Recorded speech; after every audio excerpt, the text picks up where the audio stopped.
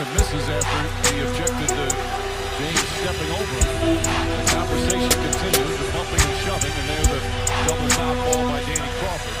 Double foul does not result in any free throws. Obviously, each player picks up a personal. For Green, it's his third. Make that his fourth. And for James, it's his third. And let's see if they're going to give that any technicals as well.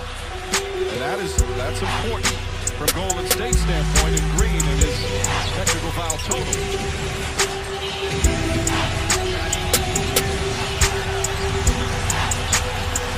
James usually doesn't respond like that, especially if the ball is still in play. As this physical play, again, we talked about from the start of the game, it's been a physical game. Plenty of contact.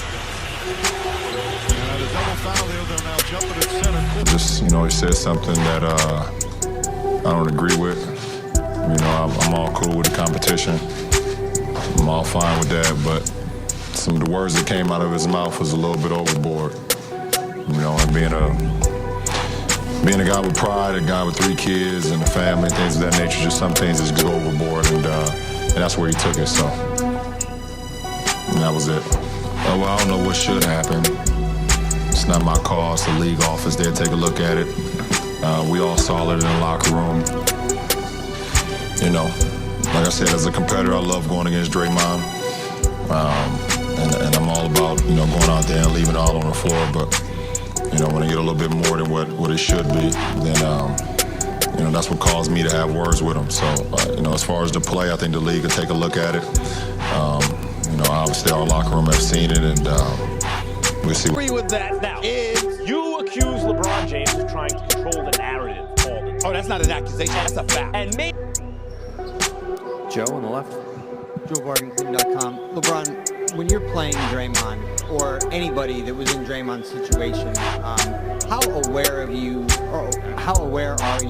that he's one flagrant away from a suspension, and does it affect how you go into a matchup like that? I think something like that you're unaware. I didn't even know at that point in time. What you are aware of what's going on in the game. You know if a guy has 1 foul, you know if a guy has 2 fouls, you know if a guy has 1 technical, you know if a guy is injured or whatever the case may be. Those things that's happening throughout the course of a game, you notice those things, but you're not. I've never been aware of if a guy gets 1 more flagrant, or if a guy gets I don't know, 1 more penalty point. I'm not quite sure of all that stuff. I'm not aware of that. Fire! International Airport, where he just arrived ahead of Game 5. Stephen A., what is your opinion of the flagrant 1 assessment which triggered the 1-game suspension of Draymond Green? I think it was completely bogus, excessive, and completely uncalled for on the part of the NBA. I don't like the decision at all. I think that it potentially robs the Golden State Warriors of a championship victory in Game 5 of this NBA Finals. And I got to tell you something, when I think about it, obviously I recognize the fact that the NBA has its point. Kiki Vandeweghe, the VP for basketball operations, you just heard from him. He made his points. He and I spoke before I took off for San Francisco. He articulated the fact that Draymond Green had a history, that he had 3 points already against him, that he was warned after the whole Steven Adams incident not to let anything remotely close to what transpired happen again. In my opinion, it wasn't close to what transpired in the Western Conference Finals. In my opinion, it was something that was instigated by LeBron James, certainly not intending for it to escalate to that point, but he's no innocent victim in all of this. The reality is clear. No punches were thrown, no fisticuffs took place or anything like that. As far as I'm concerned, there should have been 2 technicals issued to both of them, and that should have been that. The fact that this is the NBA Finals, for a call like this to be made, I think is as egregious as it gets. I think it's a disgusting decision on the part of the NBA, and I'm incredibly disappointed by it. While you were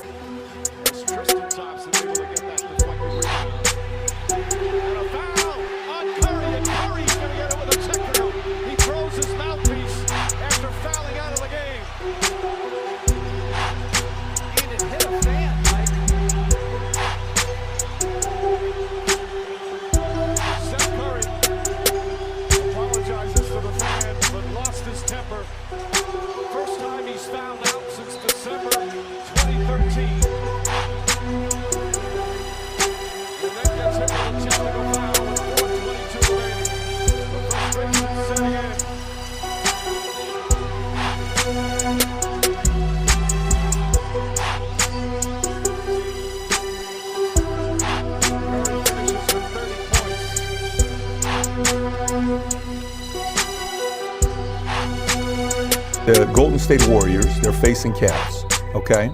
And it's the season where they went 73-9, and the whole Draymond Green situation that took place. When you watch that, okay, they call the foul. I get it. Let's say foul's there, technical foul, fine.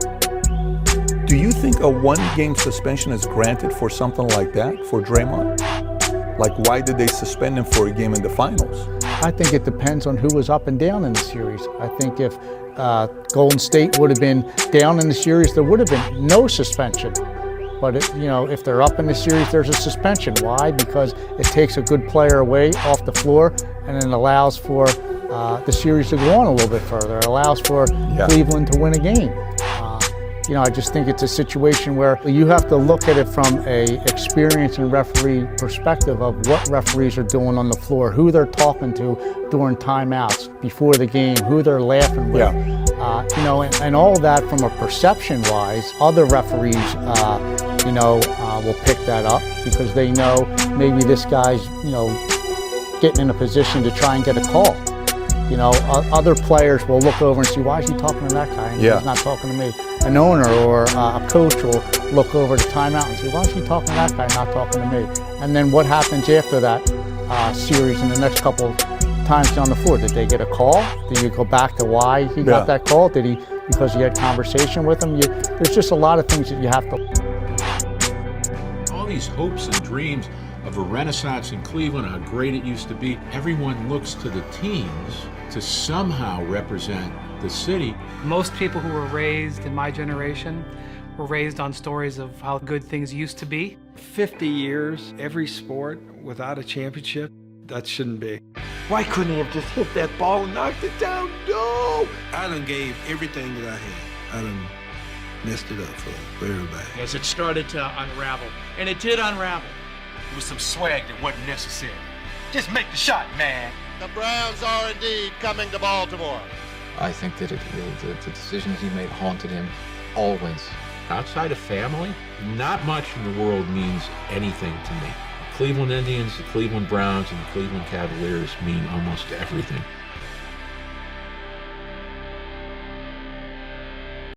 And Cleveland! This is for you! Oh!